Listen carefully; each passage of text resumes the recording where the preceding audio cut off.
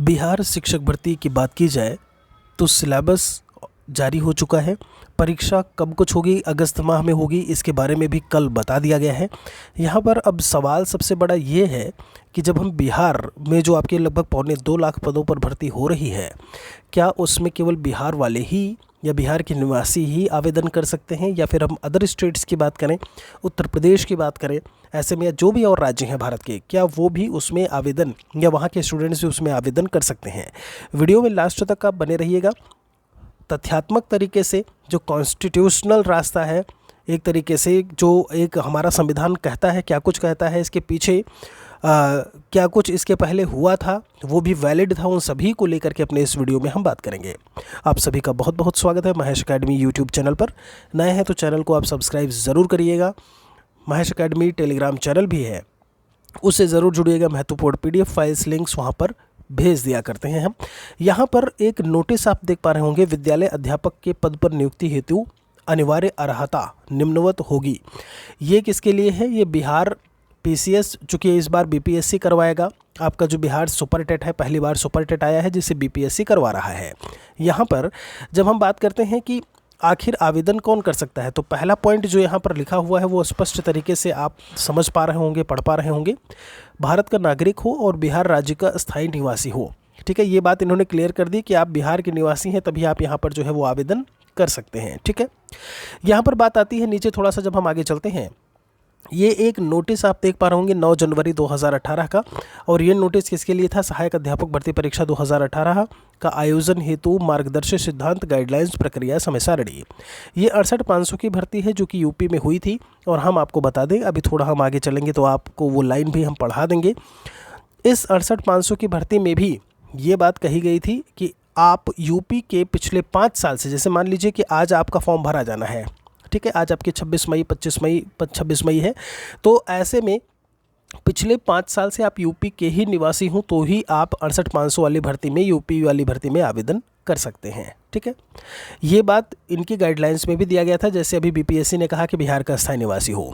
बाद में क्या हुआ, जब अब यूपी की भर्ती आई ये वाली, तो इसमें सभी स्टूडेंट्स ने, मतलब वो बिहार के भी थे, छत्तीसगढ़ के थे, MP के थे, राजस्थान के थे, उन सभी ने इसमें आवेदन किया। ओके, बाद में क्या हुआ, ये चीज़ जब इनका रिजल्ट आया और फिर डॉक्यूमेंट वेरिफिकेशन की बात, जो भी चीज़ें होती हैं क्लियर, आपसे फॉर्म भी भरवा लेंगे, सब कुछ चीज़ें होगा क्लियर। कहाँ पे होता है सब कुछ? डॉक्यूमेंट वेरिफिकेशन पे। आपने यहाँ पर गलत मार्क्स डाल दिया, कोई नहीं चेक करने जा रहा है। ऑनलाइन आवेदन में आपने अपनी डिग्री कुछ भी डाल दिया, ऐसे में आप कहाँ के निवासी हो आपने कुछ भी डाल दिया, किसी को नहीं पता। लास्ट में क्या होता है, जब आप वेरिफिकेशन के लिए जाते हैं ऐसे में, वहाँ पर वो कहते हैं कि आप यहाँ के हो, आपका ये डॉक्यूमेंट नहीं, ये चीज़ें नहीं है, तो आपको वहाँ से निकाल दिया जाता है।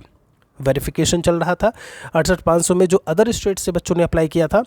उस समय क्या हुआ कि यूपी में ये कहा गया कि भाई ऐसा है, आप जो है यहाँ के जो 5 साल से निवासी होने की बात कही गई थी, आप उसको फुलफ़िल नहीं करते हैं, इसलिए आपको इस भर्ती से बाहर किया जाता है। वो लोग चले गए कोर्ट। कहाँ पे? जब हम इलाहाबाद हाई कोर्ट की बात करते हैं, हमारे यहाँ का जो हाई कोर्ट है, यूपी की बात करें, इलाहाबाद हाई कोर्ट, जैसे बिहार का पटना में है। ठीक है, अब उसमें क्या हुआ मैं आपको बता दूं, ये आवेदन के लिए न्यूनतम अर्हता जो उस समय दी गई थी, कहाँ पे? यूपी वाले शिक्षक भर्ती में। बाद में क्या हुआ, जब हम बात करते हैं, कोर्ट में एक याचिका जो है ऐसे में दायर की गई, आप यहाँ पर देख पा रहे होंगे, डिलीवर्ड ऑन और रिजर्व ऑन 2 मई 2019 को, 8 मई 2019, कोर्ट नंबर 6। और पेटिशनर में नाम भी बाकायदा लिखा हुआ है, रेस्पोंडेंट में state of UP and 2 others लिखा हुआ है। ठीक है, ये चीज़ भी आपको क्लियर होगी। हम आपको बता दें, जब हम बात करते हैं, ये केस इसलिए किया गया कि भाई हम भारत के नागरिक हैं, हमें जब हम नौकरी की बात करते हैं, जब हम रहने के स्थान को लेकर के बात करें, बर्थ प्लेस को लेकर के बात करें, रेस कास्ट को लेकर के बात करें, तो भारतीय संविधान एक ही है। ऐसे में हमें भी मौका देना चाहिए, कोई स्टेट वाली बात नहीं होनी चाहिए कि आपका राज्य अलग है बिहार, यूपी राज्य अलग है।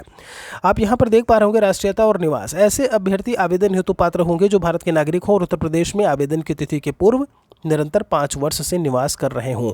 ये बात नोटिफिकेशन में लिखी थी जब यूपी की भर्ती आई थी, शिक्षक भर्ती 68,500, ये पिछली भर्ती आपकी।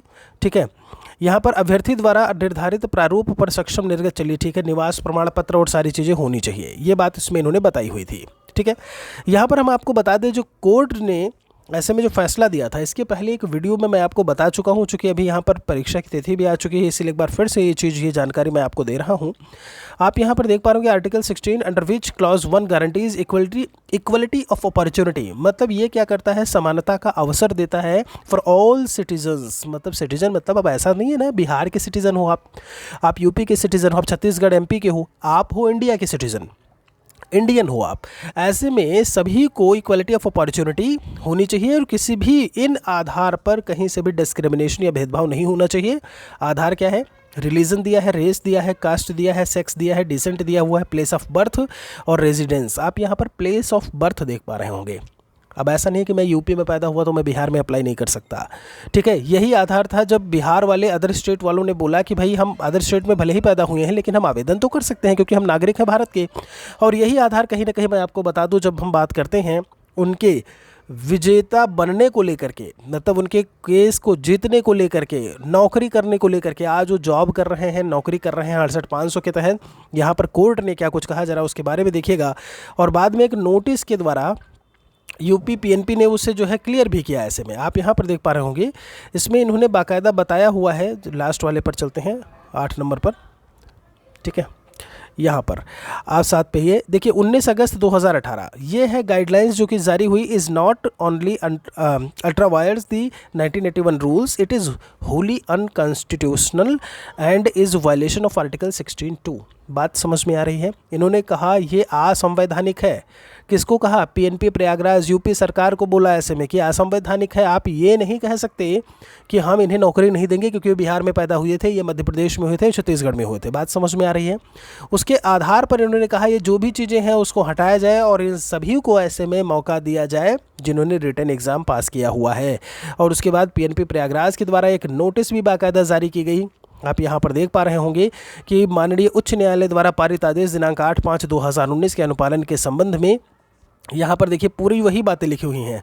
68,500 वाली भर्ती को लेकर के बात करें, निरंतर जो इस बारे में बात की गई थी, चुनौती देने हेतु योजित की गई, तो इन्होंने कहा ठीक है अब हम उन सभी को शामिल करते हैं। अब बात कर लेते हैं बिहार पीएससी की, जो आपके बीपीएससी की, जो कि शिक्षक भर्ती आपका सुपरटेट अगस्त में कराने जा रहा है। ध्यान दीजिएगा। जैसे कुछ बच्चों ने बोला सर फॉर्म ही रिजेक्ट हो जाए तो क्या करेंगे। देखिए सबसे पहली चीज़ ये है कि अभी ऑनलाइन फॉर्म आपका जल्दी ही आएगा, तो उसमें ये देखने वाला है कि जब वो रेजिडेंस में ऑप्शन अगर देते हैं कि आप कहाँ के निवासी हैं, तो उसमें क्या केवल बिहार लिखते हैं या अदर स्टेट भी ऑप्शन में देते हैं। अगर अदर स्टेट लिखा हुआ है तब तो फिर कोई इशू नहीं है, ठीक है। अगर बिहार देते हैं ये तो उसी समय जब फॉर्म आएगा तो हम आपको इसके बारे में जानकारी देंगे कि क्या कुछ करना है। सीधी सी बात है, अभी जो ये सारी चीज़ें मैं आपको बता रहा हूँ इसके आधार पर तो आप क्या कर सकते हो, बिल्कुल जो बिहार बीपीएससी का जो शिक्षक भर्ती है सुपरटेट उस पर आप आवेदन कर सकते हैं, ठीक है।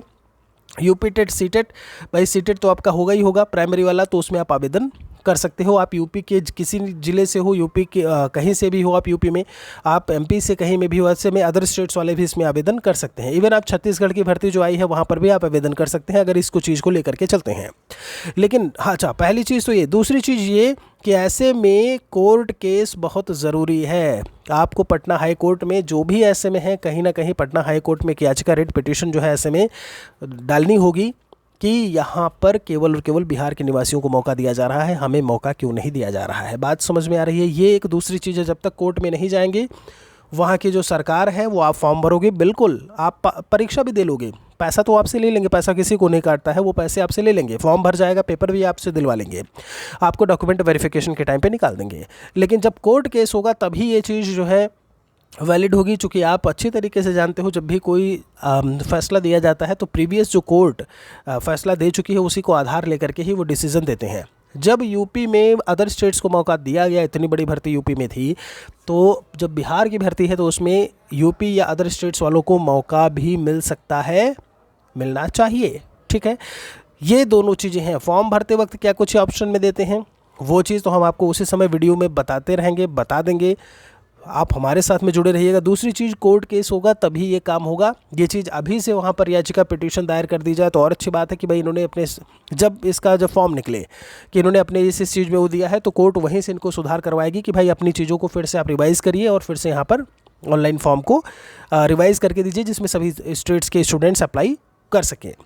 तो फिलहाल के लिए ये था एक निष्कर्ष की जब हम बात करते हैं कि आप आवेदन बीपीएससी में जो सुपर टेट आया है वहाँ पर आप कर सकते हैं कि नहीं। समझ में बात आई हो तो कमेंट सेक्शन में, कोई और सवाल हो तो कमेंट सेक्शन में लिखिएगा। समझ में बात आई हो तो प्लीज़ वीडियो को शेयर कर दीजिएगा बाकियों के साथ में भी। जल्दी मिलेंगे एक और वीडियो के साथ में। शुक्रिया आप सभी का।